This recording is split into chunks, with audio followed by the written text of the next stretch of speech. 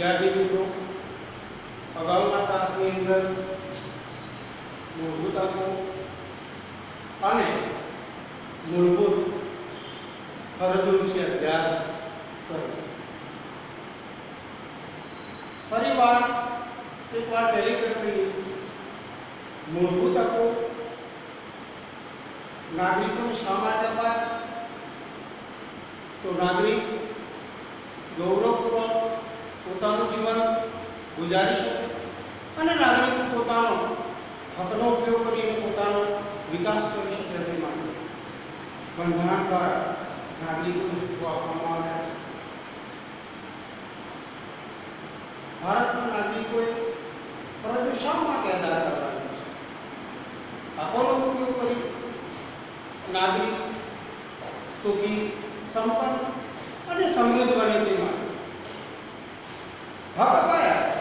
પણ એ હકનો ઉપયોગ કરી સુખી, સંપન્ન અને સમૃદ્ધ બને એના પછી સુખી, સંપન્ન અને સમૃદ્ધ નાગરિકે દેશનો વિકાસ થાય તે માટે કેટલીક ફરજો અદા કરવાની છે. એ ફરજોની બંધારણની અંદર જોગવાઈ કરવામાં આવી છે. હવે આવે છે માર્ગદર્શક સિદ્ધાંતો. માર્ગદર્શક સિદ્ધાંતો બંધારણની અંદર શા માટે આપવામાં આવ્યા છે? તો વર્તમાન કે ભાવિ સરકારને વહીવટ માટેનું બંધારણમાંથી જ સરકારને માર્ગદર્શન મળી રહે તે માટે બંધારણમાં માર્ગદર્શક સિદ્ધાંતો આપવામાં આવ્યા છે. વર્તમાન તેમજ ભાવિ સરકારોને વહીવટ માટેનું માર્ગદર્શન બંધારણમાંથી જ મળી રહે તે માટે સરકારો માટે માર્ગદર્શક સિદ્ધાંતો આપવામાં આવ્યા છે. હવે માર્ગદર્શક સિદ્ધાંતોનો ઉદ્દેશ શું છે? બંધારણની અંદર માર્ગદર્શક સિદ્ધાંતોનો સમાવેશ કરવા પાછળનો હેતુ શું છે? તો સૌ કોઈને, તમામને રાજકીય, સામાજિક અને આર્થિક ન્યાય મળી રહે તેવી તમામ લોકોને, ભારતના તમામ નાગરિકોને રાજકીય, સામાજિક અને આર્થિક ન્યાય મળી રહે. રાજકીય બાબતમાં, આર્થિક બાબતમાં, સામાજિક બાબતમાં દરેક નાગરિકને ન્યાય મળી રહે તે સમાજ રચનાની સ્થાપના કરવાનો ઉદ્દેશ રહેલો છે. તો રાજનીતિના માર્ગદર્શક સિદ્ધાંતોનો સમાવેશ બંધારણની અંદર શા માટે કરવામાં આવ્યો? તો સરકારને માર્ગદર્શન મળે. રાજનીતિના માર્ગદર્શક સિદ્ધાંતોનો ઉદ્દેશ શું છે? તો ભારતના તમામ નાગરિકોને, તમામ લોકોને રાજકીય, સામાજિક અને આર્થિક બાબતોમાં ન્યાય મળી રહે તેવી સમાજ વ્યવસ્થા ઊભી કરવાનો ઉદ્દેશ છે. હવે આ માર્ગદર્શક સિદ્ધાંતો માત્ર સરકારોને માર્ગદર્શન આપવા માટે છે. એટલે માત્ર કહું છું, સરકારોને માર્ગદર્શન આપવા માટે છે. એટલે ન્યાયતંત્ર આ સિદ્ધાંતોનો અમલ કરાવી શકતું નથી. માત્ર સરકારના માર્ગદર્શન માટે માર્ગદર્શક સિદ્ધાંતો છે. વર્તમાન કે ભાવિ સરકારો આ સિદ્ધાંતોનો અમલ કરે કે ન કરે તો એ સમય દરમિયાન ન્યાયતંત્ર સરકાર પાસે ફરજિયાતપણે આ સિદ્ધાંતોનો અમલ કરાવી શકતું નથી. આ સિદ્ધાંતો દ્વારા આપણને કોઈ પણ પ્રકારના અધિકારો પ્રાપ્ત થતા નથી. આ સિદ્ધાંતો માત્ર સરકારના માર્ગદર્શન માટે છે. દેશની અંદર અસરકારક કાર્યક્ષમ વહીવટ થાય તે માટે અને સરકારોને માર્ગદર્શન મળી રહે તે માટે માર્ગદર્શક સિદ્ધાંતોનો સમાવેશ માત્ર સરકારો માટે જ બંધારણની અંદર કરવામાં આવ્યો છે. આ માર્ગદર્શક સિદ્ધાંતો દ્વારા આપણને કોઈ પણ પ્રકારના અધિકારો પ્રાપ્ત થતા નથી. કદાચ કોઈ સરકાર એનો અમલ કરે કે ન કરે તો એ સમય દરમિયાન તમે તમારા અધિકારનો ઉપયોગ કરી આ માર્ગદર્શક સિદ્ધાંત માટે સરકારને અદાલતમાં લઈ જઈ શકતા નથી. આ માર્ગદર્શક સિદ્ધાંતોનો અમલ કરે તો પણ ચાલે અને ન કરે તો પણ ચાલે. તમે તમારા હકનો ઉપયોગ કરી તમારા અધિકારનો ઉપયોગ કરી સરકારને કોર્ટની અંદર ઘસડી શકતા નથી. સાથે ડોક્ટર ભીમરાવ આંબેડકરે કહ્યું છે કે જ્યાં સુધી ભારતની અંદર સામાજિક અને આર્થિક લોકશાહી ન સ્થપાય ત્યાં સુધી ભારતની રાજકીય લોકશાહી અધૂરી છે. તો ભારતની રાજકીય લોકશાહી પરિપક્વ બનાવવી હશે અને ભારતનો વિકાસ કરવો હશે તો ભારતની અંદર સૌપ્રથમ સામાજિક અને આર્થિક લોકશાહીની સ્થાપના કરવી પડશે. રાજકીય લોકશાહી સામાજિક અને આર્થિક લોકશાહી વિના અધૂરી છે, અપરિપક્વ છે. પણ રાજકીય લોકશાહીને જો પરિપક્વ બનાવવી હોય અને સાચા નાગરિકોને વહીવટ માટે ચૂંટવા હોય તો એના માટે સમાજની અંદર સામાજિક અને આર્થિક લોકશાહીને આપણે પરિપક્વ બનાવવી પડશે. માટે ભીમરાવ આંબેડકરે કહ્યું છે કે ભાઈ રાજકીય લોકશાહી જ્યાં સુધી સામાજિક અને આર્થિક લોકશાહી ભારતમાં નહીં સ્થપાય ત્યાં સુધી રાજકીય લોકશાહી અપરિપક્વ છે. પણ એને પરિપક્વ બનાવવી હશે તો ભારતના સમાજની અંદર આર્થિક અને સામાજિક લોકશાહીની સ્થાપના કરવી પડશે. ત્યારે રાજકીય લોકશાહી પરિપક્વ બનશે. તો ભારતની અંદર આર્થિક, સામાજિક અને રાજકીય લોકશાહી સ્થપાય તે માટે વર્તમાન તેમજ ભાવિ સરકારોએ કઈ રીતે દેશનો વહીવટ કરવો એનું માર્ગદર્શક સિદ્ધાંતોમાં આપ્યું છે. સરકાર એ માર્ગદર્શક સિદ્ધાંતોને વળગી રહી નીતિઓ બને તો અવશ્ય દેશની અંદર રાજકીય, સામાજિક અને આર્થિક લોકશાહી સ્થપાશે.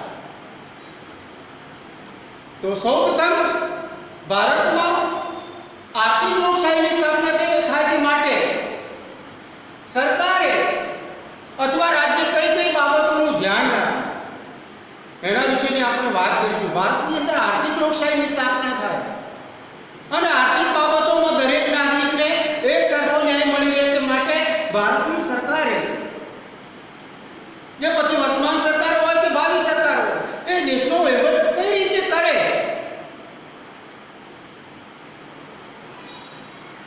તો દેશની અંદર આર્થિક લોકશાહી સ્થપાય. તો ભારતની વર્તમાન કે ભાવિ સરકાર પહેલા નંબરમાં ભારતની જે સંપત્તિ છે, ભારતની કુલ સંપત્તિ છે એ સંપત્તિ નું કોઈ વ્યક્તિ કે કોઈ સમૂહમાં કે સમૂહમાં કે કોઈ વર્ગમાં ભારતની મોટાભાગની સંપત્તિનું કેન્દ્રીકરણ ન થાય તેવા સરકારોએ અને રાજ્ય પ્રયત્નો કરવા.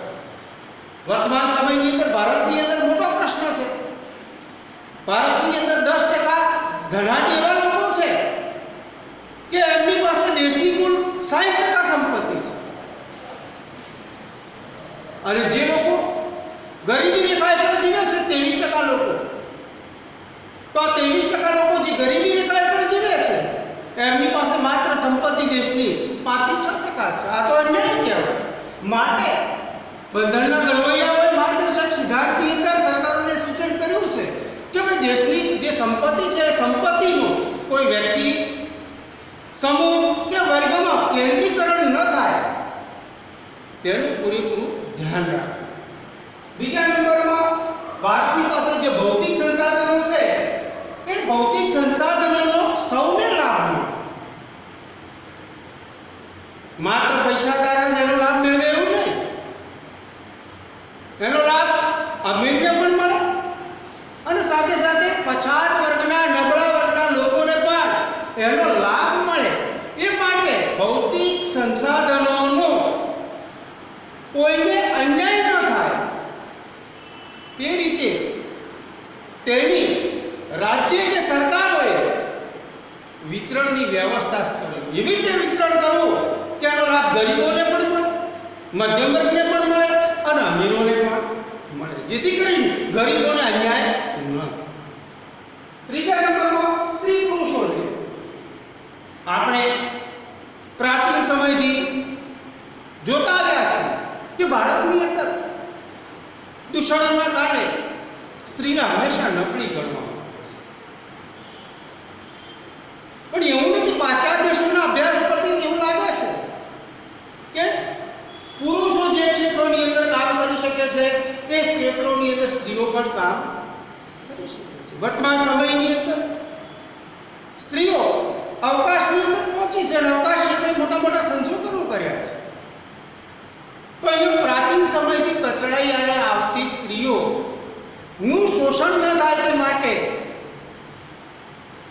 વર્તમાન કે ભાવિ સરકારોએ કે રાજ્ય સમાન કામ માટે સમાન વેતન મળે.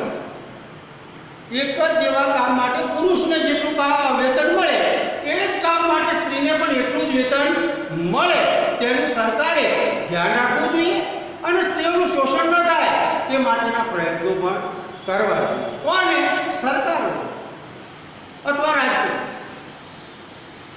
કામના સ્થળે કામદારોનું આરોગ્ય જળવાય તેવી પરિસ્થિતિનું નિર્માણ કરવું. તો તમે જોજો ઔદ્યોગિક એકમોમાં, કારખાનાઓમાં, ઉદ્યોગોના માલિકો, કારખાનાના માલિકો, મિલોના માલિકો, હોટલના માલિકો માત્ર પોતાને જ આર્થિક ફાયદો થાય તેવું વિચારે છે. કારખાનામાં, મિલોમાં, ઉદ્યોગોમાં કામ કરતા મજૂરોનું સ્વાસ્થ્ય કે આરોગ્ય જળવાય તેવા એમના દ્વારા કોઈ પ્રયત્નો કરવામાં આવતા નથી. પરિણામે કામદારોના આરોગ્ય સામે પ્રશ્નો ઊભા થાય છે. માટે માર્ગદર્શક સિદ્ધાંતોની અંદર સરકારોને સૂચન કર્યું છે કે ભાઈ કામના સ્થળે કામદારોનું આરોગ્ય જળવાઈ રહે તેવી નીતિઓ ઘડવી અને માલિકો ઉપર એવી રીતે કાયદા કરવા કે કાયદાના આધારે, કાયદાના અંકુશ નીચે માલિકો રહી અને કામદારોનું આરોગ્ય જળવાય તેવી પરિસ્થિતિનું નિર્માણ કરે. આવું સૂચન માર્ગદર્શક સિદ્ધાંતો સરકારોને કે રાજ્યને કરે છે. પાંચમા નંબર, બાળકો અને સ્ત્રીઓનું શોષણ ન થાય તેવા પ્રયત્નો. તો ભારતમાં કામના પ્રમાણમાં માનવ મૂડીનું પ્રમાણ વધારે છે. એટલે કે રોજગારીની તકો કરતા કામ કરવા વાળાનું પ્રમાણ વધારે છે. એટલે કામ કરાવવા વાળા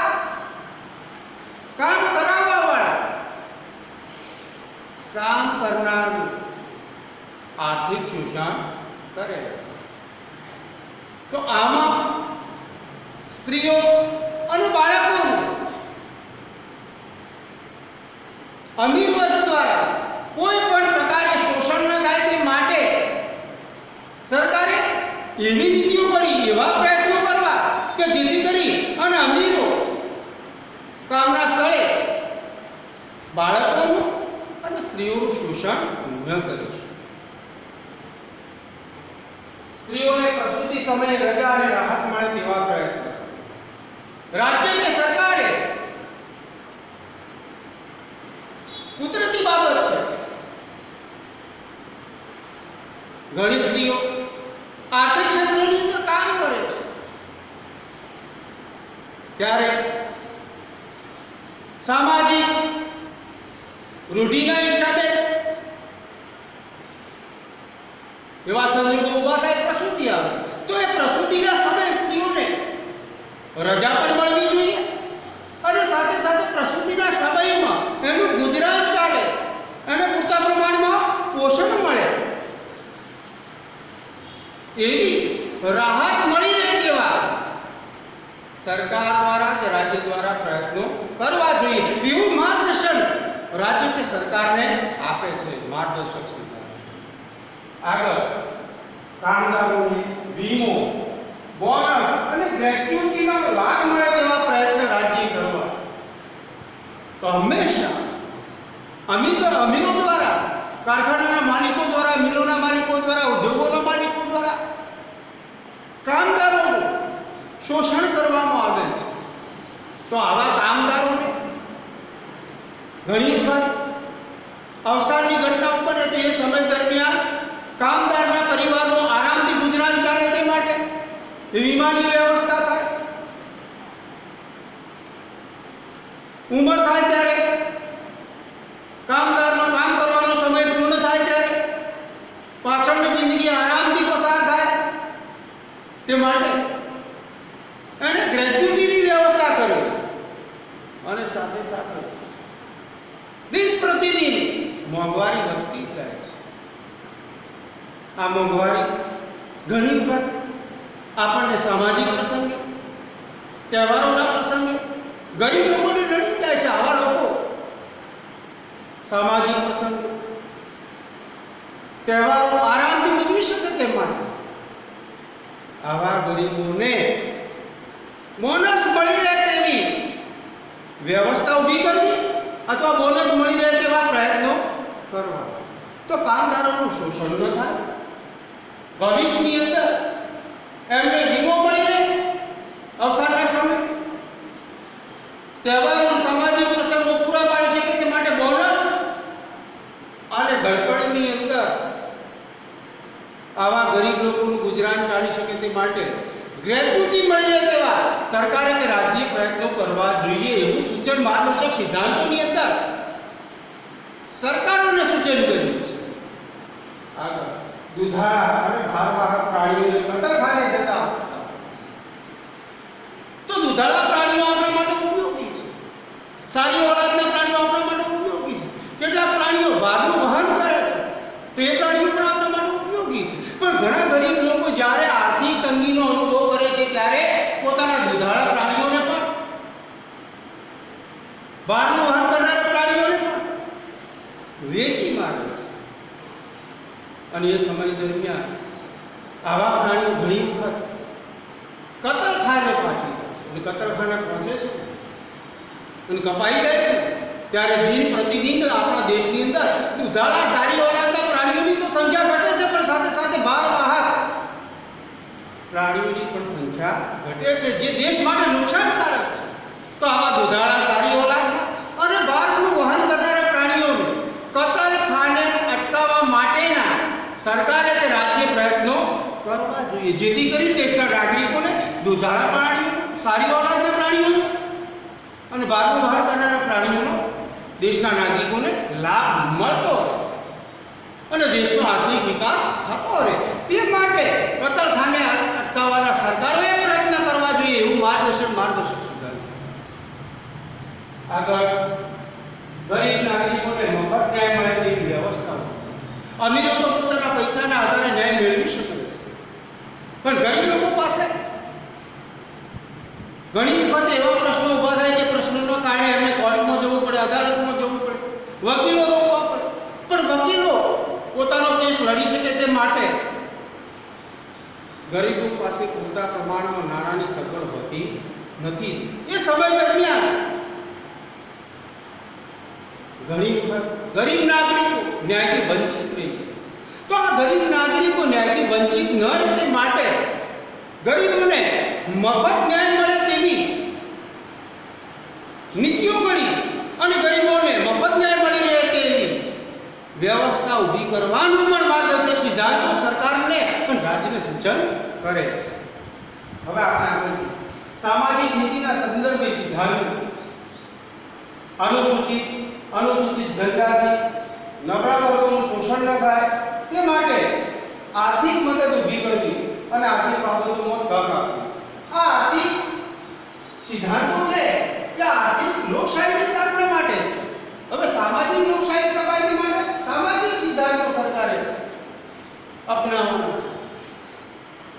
તો સામાજિક લોકશાહી સ્થાપના માટે અનુસૂચિત જનજાતિ નબળા વર્ગોનું શોષણ ન થાય તે માટે આર્થિક મદદ કરીને આર્થિક બાબતોમાં તક આપવી.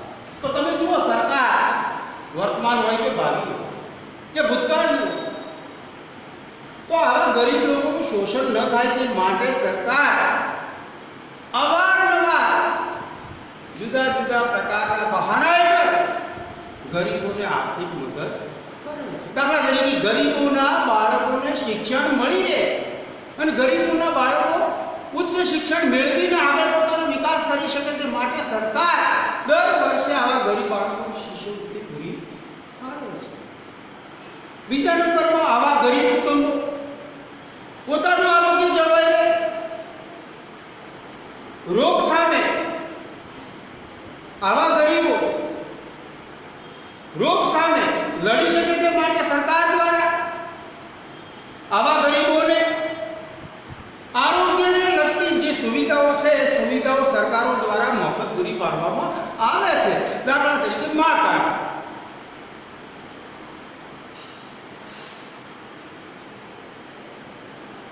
આયુષ્માન ભારત.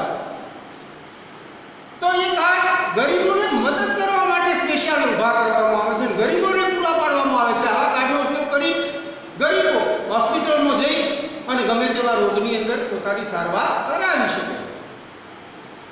બીજા નંબરમાં આર્થિક બાબતોમાં તક આપવી. આવા ગરીબો ને ઘણી વખત ભારતની અંદર મોટો પ્રશ્ન છે કે રોજગારી કરતા કામ કરવાવાળાનું પ્રમાણ વધારે છે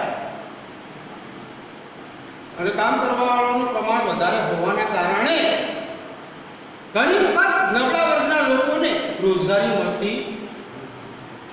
તો આવા ગરીબ લોકોને અવારનવાર સરળતાથી રોજગારી મળે તે માટે સરકાર દ્વારા પ્રયત્નો કરવામાં આવે છે. દાખલા તરીકે મનરેગા હેઠળ પછાત વર્ગના લોકોને લઘુત્તમ વેતન નક્કી કરીને કામ આપવામાં આવે છે. સરકાર દ્વારા કામ આપવામાં આવે છે. સરકારી કામ દ્વારા વિકાસની કામો કરે છે, પણ સાથે સાથે ગરીબોને કામના બદલામાં નાણાં પૂરા પાડે છે. એટલે કે કામ કરવાની તક આપે છે અને આ જ રીતે ગરીબોને કામ કરવાની તક મળશે અને આર્થિક મદદ મળશે તો ભારતની અંદર 100% સામાજિક લોકશાહીની સ્થાપના થશે. ત્રીજા નંબરમાં રાજકીય લોકશાહી સ્થાપવા માટે સ્થાનિક કક્ષાએ ગ્રામ પંચાયતોની સ્થાપના કરવી અને ગ્રામ પંચાયતની અંદર વહીવટકર્તાઓને સત્તાઓ આપવી અને આર્થિક મદદ કરવી. તો તમે જુઓ સ્થાનિક કક્ષાએ ભારતની અંદર દરેક ગામડાની અંદર ગ્રામ પંચાયતની સ્થાપના કરવામાં આવી જ છે. શા માટે? રાજકીય લોકશાહીની સ્થાપના થાય તે માટે. ગ્રામ પંચાયતની સ્થાપના થાય તો સ્થાનિક કક્ષાએ ગામના લોકો, ગામના નાગરિકો જ્યારે ગ્રામ પંચાયતની ચૂંટણી થાય તો એમાં ભાગ લે, ઉમેદવારી કરે, ચૂંટાય અને ગામનો વહીવટ કરે તો વહીવટનો એમને ખ્યાલ આવે.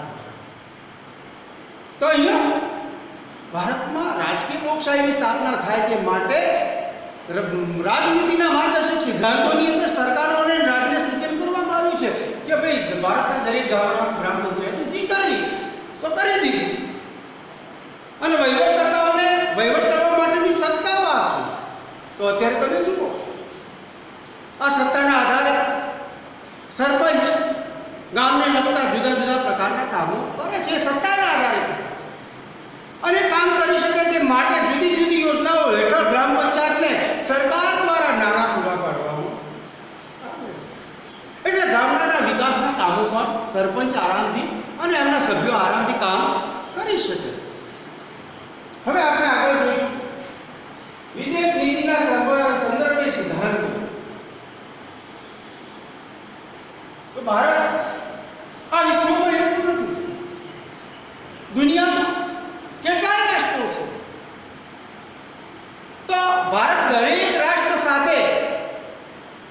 સારા સંબંધ જાળવી શકે તેવા રાજ્ય અને સરકારોએ પ્રયત્ન કરવા.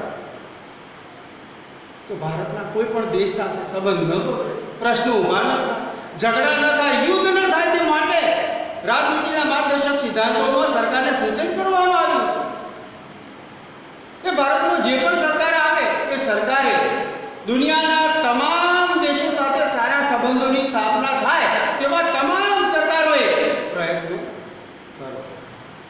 બીજા નંબર, દુનિયાના દેશો સાથે આર્થિક બાબતોને લગતા, ધાર્મિક બાબતોને લગતા, સરહદને લગતા કેટલાય પ્રશ્નો ઊભા થાય છે. તો એ પ્રશ્નોનું નિરાકરણ ભારતે ક્યારેય યુદ્ધ દ્વારા નહીં કરવું એવું સૂચન કરે છે સરકાર. બને ત્યાં સુધી યુદ્ધને ટાળવું.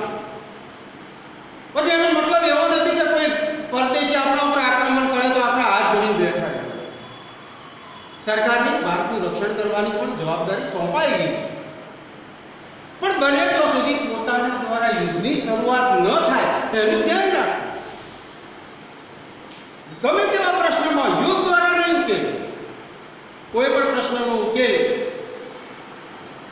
સમાધાન, શાંતિથી, વાટાઘાટો દ્વારા કોઈ પણ પ્રશ્નનું નિરાકરણ કરવું એવું સરકારોને રાજનીતિના માર્ગદર્શક સિદ્ધાંતો સૂચન કરે છે કે ભાઈ યુદ્ધ દ્વારા પ્રશ્નનો ઉકેલ નહીં લાવો, વાટાઘાટો દ્વારા શાંતિથી એનો ઉકેલ લાવો. અને વિશ્વની અંદર ભલે ભારત યુદ્ધમાં સામેલ ન હોય પણ દુનિયાના બીજા બે દેશો અંદરો અંદર ઝઘડતા હોય અને દુનિયાની અંદર જે શાંતિ છે, સલામતી છે, એની સામે જોખમ ઊભું થાય ત્યારે ભારતે હાથ જોડીને બેઠા થવું જોઈએ. બંને દેશોને સમજાવવા જોઈએ જેથી કરીને યુદ્ધ ન કરે. અને યુદ્ધ ન થાય દુનિયાની અંદર તો દુનિયાની જે શાંતિ છે એ શાંતિ પણ જળવાશે અને નાગરિકોને જે સલામતી મળે છે એ સલામતી પણ જળવાશે. તો દુનિયાના કોઈ પણ બે દેશો ઝઘડતા હોય તો એ ઝઘડતા દેશોને રોકવાનું કામ ભારતે કરવાનું છે, ભારતની સરકારોએ કરવાનું છે, ભારત રાજ્યએ કરવાનું છે એવું સૂચન માર્ગદર્શક સિદ્ધાંતો સરકારોને રાજ્ય સૂચન કરે છે. હવે આપણે આગળ વધીશું. શૈક્ષણિક અને સાંસ્કૃતિક સંદર્ભે સિદ્ધાંત. તો ભારતમાં દિન પ્રતિદિન શિક્ષણનું પ્રમાણ વધે, ગરીબોના બાળકો ભણી શકે, ગરીબોના બાળકો જ્ઞાન મેળવી કામ કરી પોતાનો વિકાસ કરી શકે ગૌરવ. તે માટે માર્ગદર્શક સિદ્ધાંતોની અંદર સરકારને રાજ્યને સૂચન કરવામાં આવ્યું છે કે ભાઈ 14 વર્ષની નીચેના બાળકને એ પછી ગમે તે ધર્મનું હોય, જાતિનું હોય, પ્રદેશનું હોય કે ગમે તે ભાષા બોલતું હોય, કોઈ પણ પ્રકારનો ભેદભાવ રાખ્યા વિના 14 વર્ષથી નીચેના બાળકને મફત ને ફરજિયાત શિક્ષણ આપવું. સરકારો અને રાજ્ય આવું માર્ગદર્શક સિદ્ધાંતોમાં રાજ્ય અને સરકારોને સૂચન કરવામાં આવે છે કે ભાઈ 14 વર્ષથી નીચેના બાળકને મફત અને ફરજિયાત શિક્ષણ મળી રહે તે માટેની સરકારોએ રાજ્યએ વ્યવસ્થા ઊભી કરવી. તો વર્તમાન સમયની અંદર તમે જુઓ 14 વર્ષથી નીચેના બાળકોને મફત ને ફરજિયાત શિક્ષણ સરકારો દ્વારા પૂરું પાડવામાં આવે છે, રાજ્ય દ્વારા પૂરું પાડવામાં આવે છે. બીજા નંબરમાં ગરીબોના બાળકો ઉચ્ચ અભ્યાસથી વંચિત ન રહે તે માટે એમને પ્રવેશની તકો પણ આપી અને ભણવા માટેની પૂરતા પ્રમાણમાં સગવડો પણ આપી. તો તમે જુઓ ઠેર ઠેર શૈક્ષણિક સંસ્થાઓની અંદર આવા ગરીબના બાળકોને એડમિશન મળી રહે તે માટે એમના માટે અનામત રાખવામાં આવે છે. અને આવા ગરીબોના બાળકો ઉચ્ચ અભ્યાસની અંદર ભણી શકે તે માટે એમને ઘણી વખત પુસ્તકોની સહાય આપવામાં આવે છે, શિષ્યવૃત્તિની સહાય આપવામાં આવે છે, કપડાની સહાય આપવામાં આવે છે, મફત ભોજનની વ્યવસ્થા કરવામાં આવે છે. આ બધી સગવડ મળે તો ગરીબોના બાળકો ઉચ્ચ અભ્યાસ આરામથી મેળવી શકે. એમાં આગળ વધીશું. સાંસ્કૃતિક નીતિના સંદર્ભે સિદ્ધાંતો. ભારતની અંદર અનેક પ્રકારની સંસ્કૃતિનો વિકાસ થયો છે. ધર્મને લગતી, ભાષાને લગતી, પ્રદેશને લગતી, જાતિને લગતી અનેક સંસ્કૃતિઓ વિકસી છે. તો આ સંસ્કૃતિઓનો જે ભવ્ય વારસો છે, ઇતિહાસનો જે ભવ્ય વારસો છે, એ ભવ્ય વારસાને જાળવવાના સરકારોએ રાજ્યએ પ્રયત્નો કરવા એવું માર્ગદર્શક સિદ્ધાંતો સરકારને રાજ્યને સૂચન કરે છે કે ભાઈ ભારતની અંદર અનેક સંસ્કૃતિઓ છે અને દરેક સંસ્કૃતિ પાછળ ભવ્ય વારસો સમાયેલો છે. તો એ ભવ્ય વારસાનો જાળવણી પણ કરવાની છે અને ભવ્ય વારસાનું સંવર્ધન કરવાના સરકારોએ અને રાજ્યએ પ્રયત્નો કરવાના છે એવું માર્ગદર્શક સિદ્ધાંતો માર્ગદર્શક સરકારોને આપે છે, રાજ્યને આપે છે. કારણ કે ભારતનો સાંસ્કૃતિક વારસો જળવાઈ રહે તે માટે. હવે આપણે આગળ જોઈશું આરોગ્ય નીતિઓ સંબંધી સિદ્ધાંતો. તો એમાં ભારત સરકાર કે પછી વર્તમાન હોય કે ભાવિ હોય અથવા રાજ્યોની અંદર જે રોગો ચાલુ છે, દેશની અંદર જે રોગો ચાલુ છે, એ ચાલુ રોગોનો કાબુ કરી અને ચાલુ રોગોને નિયંત્રિત કરવા, બહારથી આવતા રોગોને અટકાવવા, લોકોનું સ્વાસ્થ્ય જળવાય તેવા સરકારોએ રાજ્ય પ્રયત્નો કરવા. સ્વાસ્થ્ય જાળવવું તો કરી, પણ ભારતના નાગરિકોના સ્વાસ્થ્યનું સંવર્ધન થાય તે માટે સરકારોએ અને રાજ્યોએ પ્રયત્ન કરવા એવું માર્ગદર્શક સિદ્ધાંતોની અંદર રાજ્યને અને સરકારોને એવી નીતિઓ ઘડવાનું સૂચન કરે છે કે ભાઈ ચાલુ રોગોને નિયંત્રિત કરો, દર્દીઓની સંખ્યા ઘટાડો, બહારથી આવતા રોગોને અટકાવો, નાગરિકોનું સ્વાસ્થ્ય જળવાઈ રહે તેવા અને નાગરિકોના સ્વાસ્થ્યનું સંવર્ધન થાય તેવા સરકારો અને રાજ્યોએ પ્રયત્નો કરો. આગળ ગરીબોને પોષણ મળી. તો ભારતની અંદર 23% લોકો ગરીબી રેખાની જગ્યા છે. ગરીબી રેખા એમની પાસે ન તો પૂરતા પ્રમાણમાં ખોરાક છે, ન તો પૂરતા પ્રમાણમાં ઘરની વ્યવસ્થા છે, ન તો પૂરતા પ્રમાણમાં કપડાની વ્યવસ્થા, ન તો એમના માટે શિક્ષણની સુવિધા છે, ન તો એમની પાસે પીવાના શુદ્ધ પાણીની વ્યવસ્થા છે. તો આવા ગરીબ લોકોને એ પછી અનુસૂચિત જાતિના હોય, અનુસૂચિત જનજાતિના હોય, પછાત વર્ગના હોય કે સવર્ણ હોય, આવા ગરીબોને દરેક પ્રકારે પૂરતા પ્રમાણમાં પોષણ મળી રહે તે માટે સરકારોએ અને રાજ્ય વ્યવસ્થા કરી. તો તમે જુઓ મિત્રો, ગરીબ કુટુંબોને બીપીએલ કાર્ડ આપવામાં આવે છે અને બીપીએલ કાર્ડ દ્વારા નજીવા ભાવે અથવા મફતમાં એમનું ગુજરાન ચાલે છે, એમનું પોષણ મળી રહે તે માટે સરકાર દ્વારા અનાજ પૂરું પાડવામાં આવે છે. ગરીબ બાળકોનું શોષણ ન થાય, ગરીબ બાળકોને પોષણ મળી રહે તે માટે તમે જુઓ, આવા બાળકો ભણવા માટે આવે, ભણવામાં એમને રસ પડે તે માટે ગરીબ કુટુંબોના બાળકોને શાળાઓની અંદર મફત ભોજનની પણ સરકાર દ્વારા વ્યવસ્થા કરવામાં આવે છે. કેમ સરકાર આ વ્યવસ્થા કરે છે? તો માર્ગદર્શક સિદ્ધાંતોની અંદર સરકારોને અને રાજ્યને સૂચન કરવામાં આવે છે. આપણે આગળ જોઈશું હાનિકારક પદાર્થોના સેવન પર પ્રતિબંધ સરકારે મૂકવો જોઈએ. તો તમે જુઓ, ગરીબ કુટુંબોની અંદર વ્યસનનું પ્રમાણ વધારે હોય છે, કારણ કે ગરીબોનું અવારનવાર કોઈને કોઈ પણ પ્રકારે શોષણ કરવામાં આવે છે. એટલે આવા ગરીબો ઘણી વખત વ્યસનના લતે ચડે છે, વ્યસન કરે છે અને આરોગ્ય અને સ્વાસ્થ્ય સામે ખતરો ઊભો કરે છે. તો ગરીબોનું આરોગ્ય જળવાઈ રહે, એમના સ્વાસ્થ્યને નુકસાન ન થાય તે માટે તમાકુ, દારૂ, બ્રાઉન સુગર, હેરોઇન, કોકેઇન જેવા નશીલા પદાર્થો ઉપર, આવા નશીલા પદાર્થોનું સેવન ગરીબો ન કરી શકે તે માટે સરકારે આવા હાનિકારક અને કેફી પદાર્થો ઉપર, એના વપરાશ ઉપર પ્રતિબંધ મૂકવાની માર્ગદર્શક સિદ્ધાંતો સરકારને રાજ્યને સૂચન કરે છે. ભારતના નાગરિકોનું સ્વાસ્થ્ય જળવાય, આરોગ્ય જળવાય તે માટે સરકારોએ પર્યાવરણની જાળવણી પણ કરવાના પ્રયત્નો કરવા જોઈએ અને પર્યાવરણની અંદર સુધારો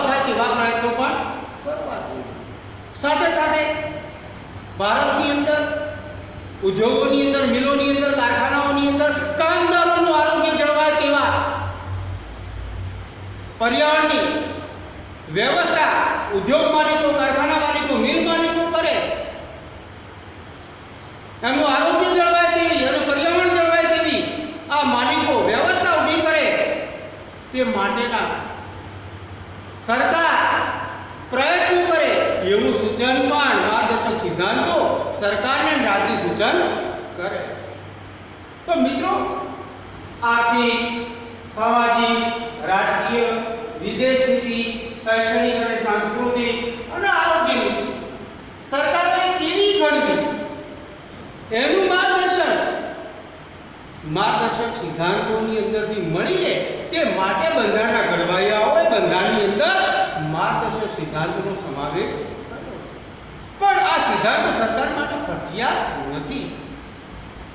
આ સિદ્ધાંતો દ્વારા આપણને કોઈ હક પણ પ્રાપ્ત નથી થતા.